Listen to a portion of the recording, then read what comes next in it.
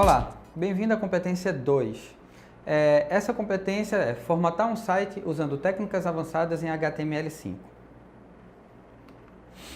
Bom, agora a gente vai descobrir os meandros do HTML. A gente vai saber como é o que são cada uma daquelas partezinhas que você escreveu anteriormente na competência 1 e descobrir como é que a gente pode modificar para atender às nossas necessidades.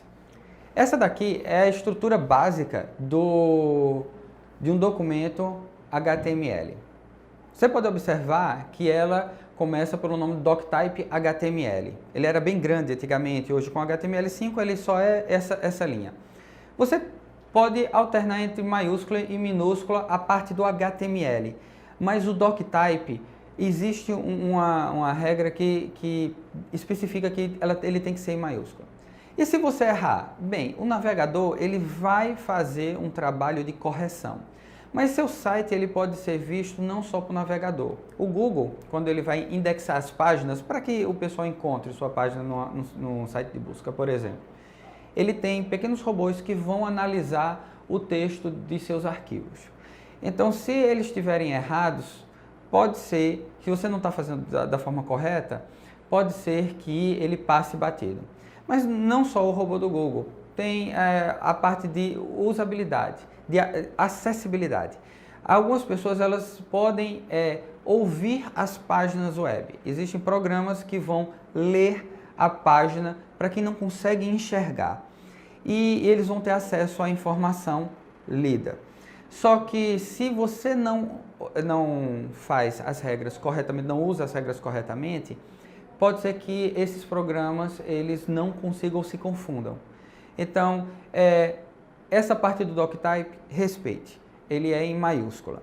E o restante do documento? Não, o restante do documento aí você faz do jeito que você achar melhor. Maiúsculo, minúsculo, alternando. O HTML, depois dessa parte do doctype, ele não tem a regra do maiúsculo e minúsculo. Então, você pode fazer da forma que você achar mais conveniente. Então, logo depois dele, você tem a HTML, a tag HTML. As tags, elas são reconhecidas porque ela tem um menor que, um maior que e o seu identificador, certo? Essas tags, elas compõem o documento, elas contextualizam. No caso da tag HTML, ela vai definir o começo e o fim de um documento HTML.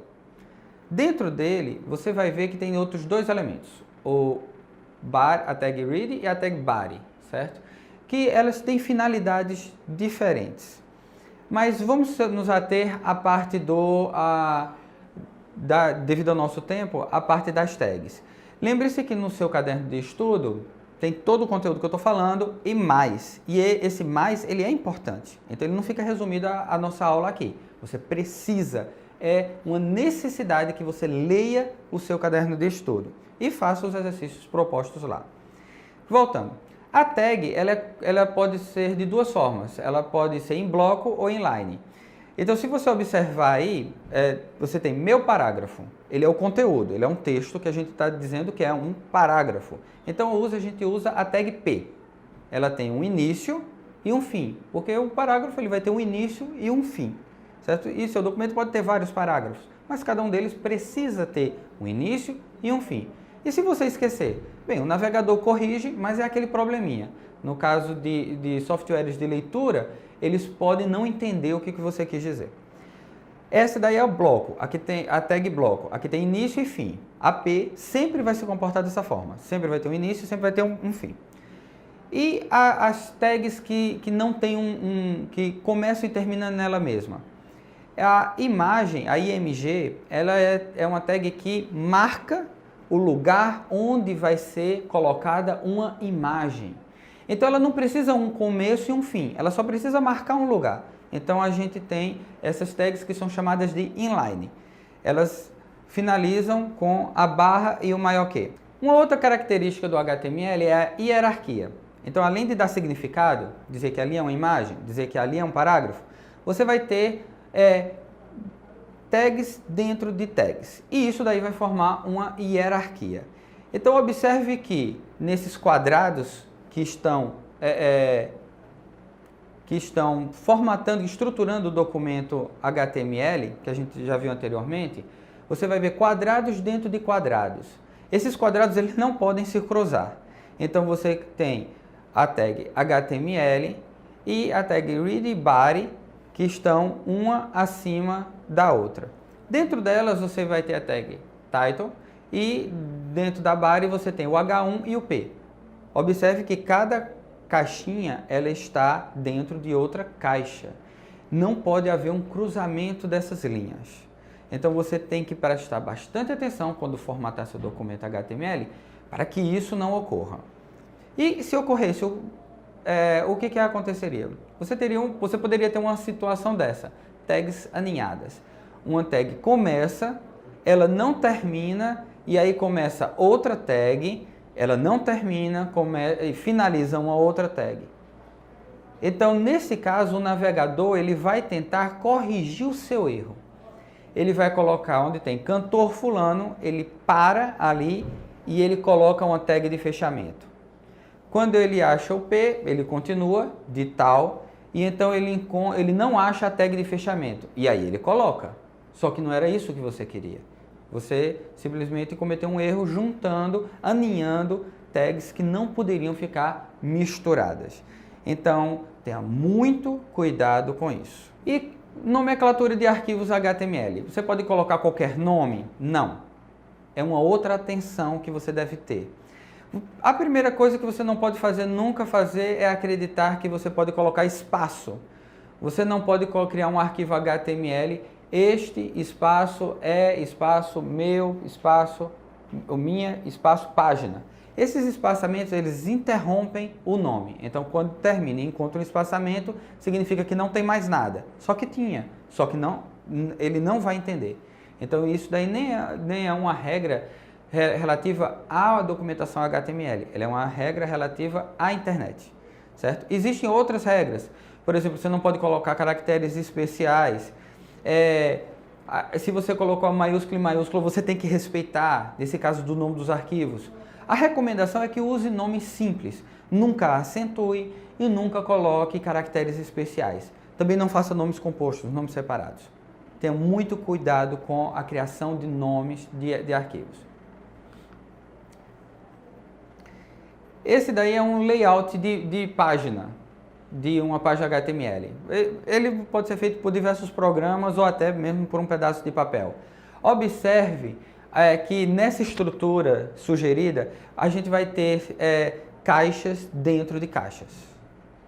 Então, sempre que você criar uma página web, fazer um desenho, a primeira coisa que você vai fazer é identificar essas caixas. Elas são muito importantes para a gente formatar mais tarde, certo? Então, identifique onde vai ter imagem, onde vai ter vídeo, onde vai ter título, onde vai ter menu, onde vai ter texto. Identifique todas essas caixas. Depois disso, a gente vai criar a estrutura. A estrutura, ela não é só feita através de elementos que possuam um texto em si. A gente pode criar uma estrutura que não tenha elemento nenhum. Ela sirva apenas para marcar, por exemplo, o final de uma coluna ou o início de outra coluna. Essas tags especiais, que elas, podemos dizer que elas são caixas, que você vai colocar outros elementos, agrupar outros elementos. Elas são chamadas de div.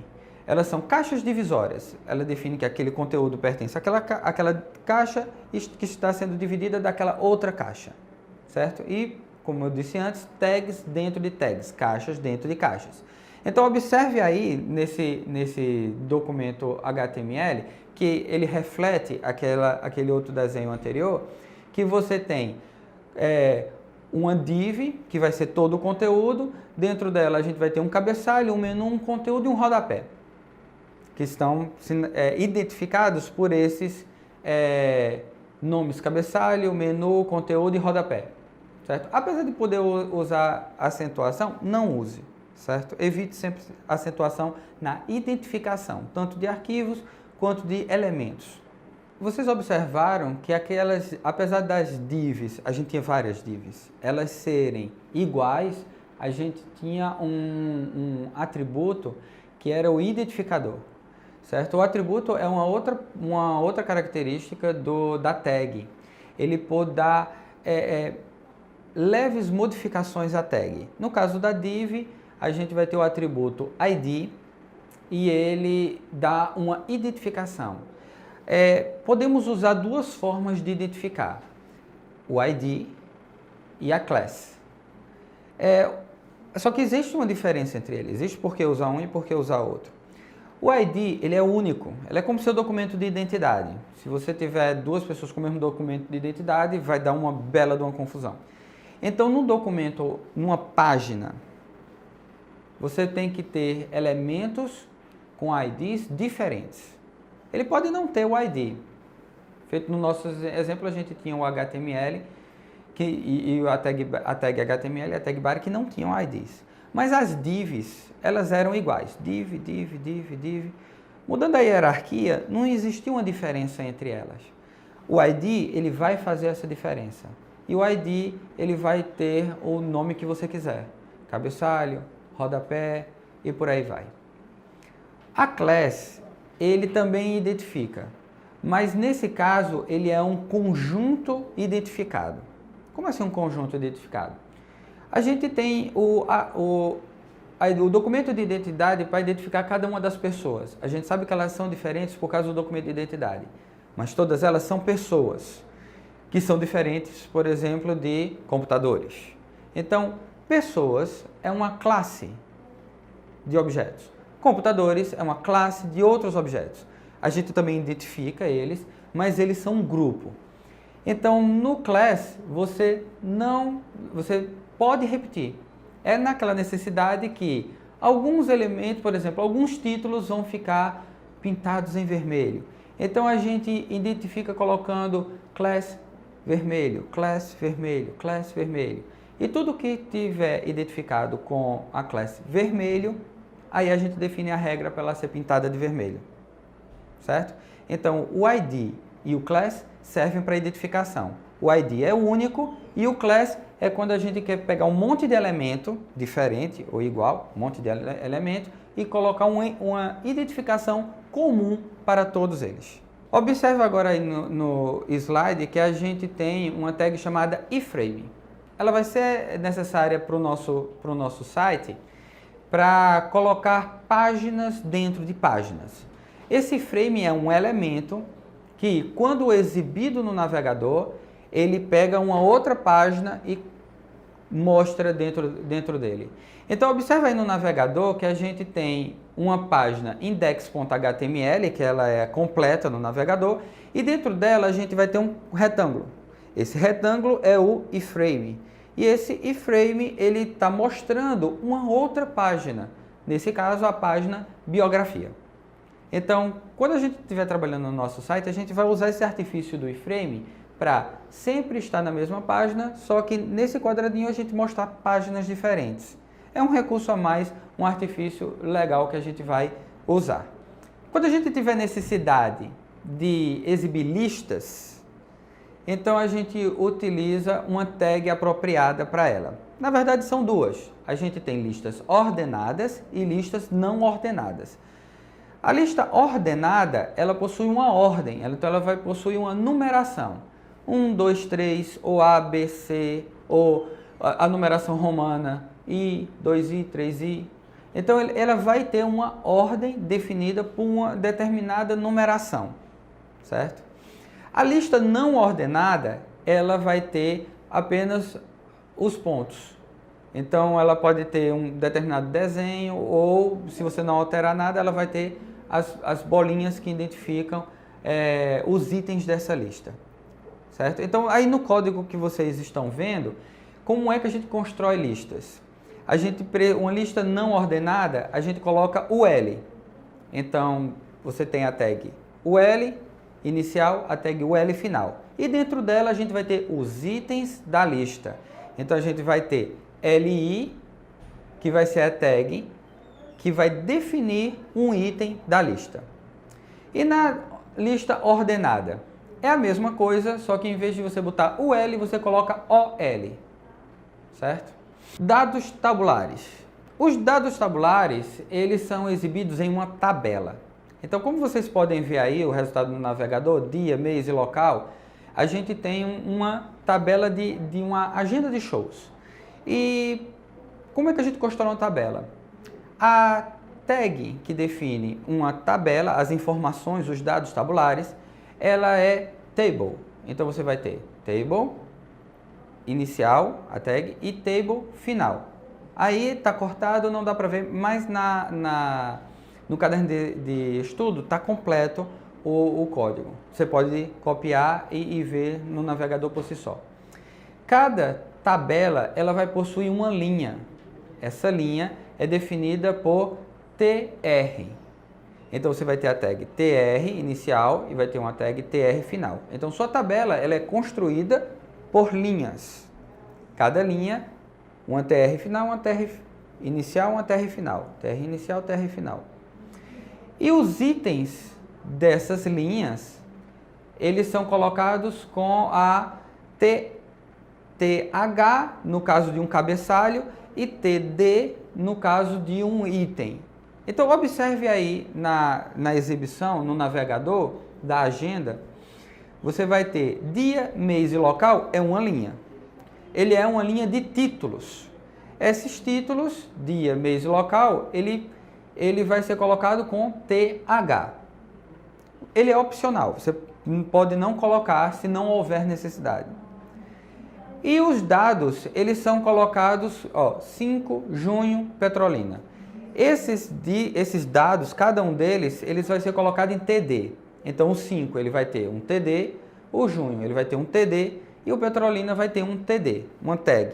Então observe ao lado que você tem dia, mês e ano com TH e 5 junho Petrolina com TD. Logo abaixo você vai ter 11 junho Recife com TD também, só que são em linhas diferentes. Estude, olhe, analise, faça, modifique, que é para poder entender bem. E como é que a gente acrescenta imagens? Aí vem uma observação muito importante. A imagem, ela não pode ser colocada como alegoria no documento HTML. A imagem que você vai colocar no documento HTML, ela faz parte do documento HTML. É quando você precisa, quando o seu texto fala, por exemplo, se fosse uma reportagem, você teria a descrição de um acontecimento e nesse acontecimento tem uma foto do lugar do acontecimento. Então essa foto ela faz parte da informação. E aquele friso, aquele colorido, aquele detalhezinho ali no canto, ele vai ser colocado com CSS. Então no documento HTML a gente não decora. A decoração ela é colocada no CSS. A tag de imagem, como a gente viu anteriormente, a IMG, ela é única, ela não tem um começo e um fim. Ela é o que está, ela marca onde vai ser colocada a imagem. E a posição das imagens, que depois a gente pode mudar, tamanho, posição, tudo pelo CSS, ela é colocada uma ao lado da outra e quando termina, ela segue abaixo, feito um texto. É como se cada imagem colocada no documento, ela fosse uma palavra.